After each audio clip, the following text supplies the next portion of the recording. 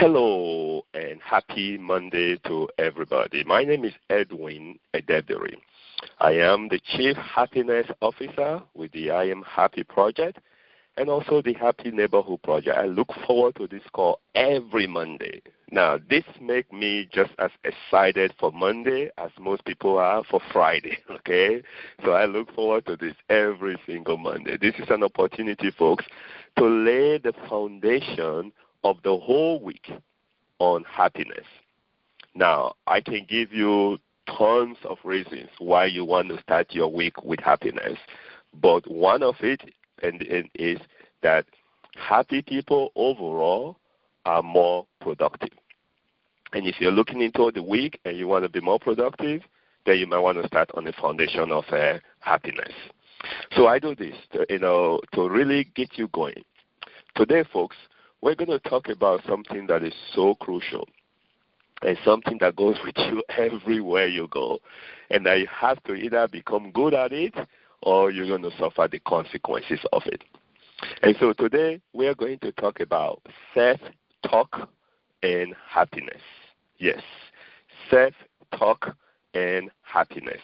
And I know you guys have experienced this. All of us have experienced it at one time or the other. And you hear somebody say something like, I am not good at math. That is so popular. I am not good at math.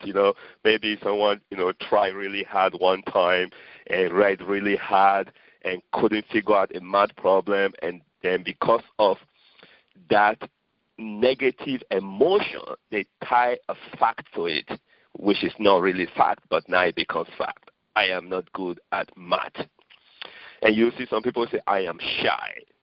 And then this is the cardinal of it. This is the top of it. This kind of just wrap everything all together. And you hear somebody say, that's just who I am.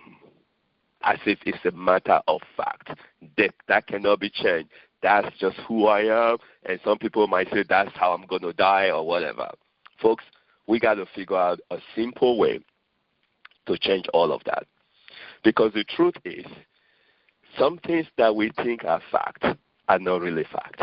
Yes, maybe the experience that brought about it was so strong that it impregnated our subconscious mind to the point where any time we even think about it, we elicit the emotion that brings about it in the first place, and we don't want that.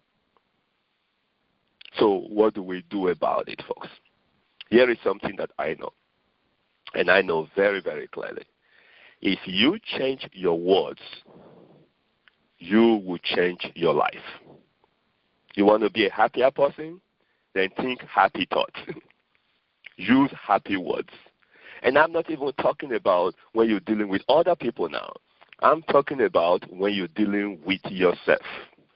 Change the words you use in communicating with yourself. When you dialogue with you, the self-talk. Now, some of you might be wondering, okay, wait a second now, this self-talk, maybe I'm not as guilty of it as other people. Well, I want to take you through a very simple exercise that you should try. Just do it. So the first step of this exercise is just to listen.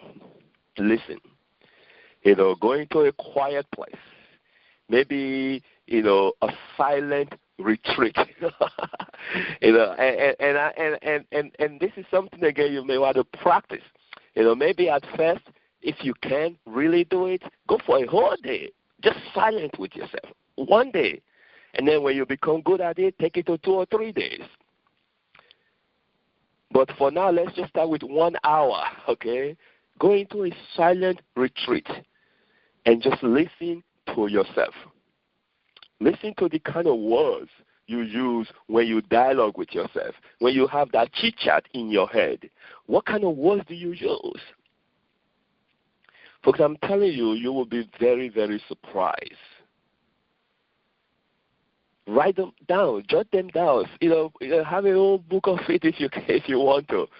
But here is the thing. Once you have established that kind of conversation, now it's maybe not one time, maybe you'll do 1 hour a day and then get a feel for it. And then the step number 2 is start to become conscious of replacing that conversation. It's almost like an assignment. It's like a project. It's like you telling yourself, you know what? I don't like this kind of conversation, so I have to replace it with this kind of conversation. So it's a two-step process. The first step is just knowing what kind of conversation it is. It's just listening to yourself. Since this is in your head, not very many people can help you with it. Sure, maybe when you start talking, you actually say it out to people, and people know where you think. But a lot of the time, the 24/7 chit-chat, that's in your head. We need to get it out. So that's the first step. Get it out. And then once you get it out, now is the painstaking rechanging it, rewriting those dialogue. Folks, let me put it this way. The chit-chat did not happen overnight, so you have to be patient with yourself. You have to be patient with yourself. You have to understand that it took some time to develop the set of habits that led to that kind of conversation. And so if you're going to undo it, it's going to take a set of different habits to undo that kind of conversation. But here is the good news. It can be done. Yes, it can be done. And every step along the way, guess what? You're going to get happier. Especially those conversations that affect your level of happiness. Undo those first. And then because when you become happier and you have that foundation of happiness, guess what? You can get better. You can do more stuff. So two steps process. First step is just listen. Be quiet. Go somewhere else where nobody can interrupt you or observe you or whatever, and just listen to your chit-chat with yourself, that self-talk. And then if you can, jot down some of it. And then the step 2 is rewriting it. Remember now, folks, this is your story. You can tell it either way you want to tell it, especially the one you tell in your head. So what I'm encouraging you to do right now is to consciously rewrite the story,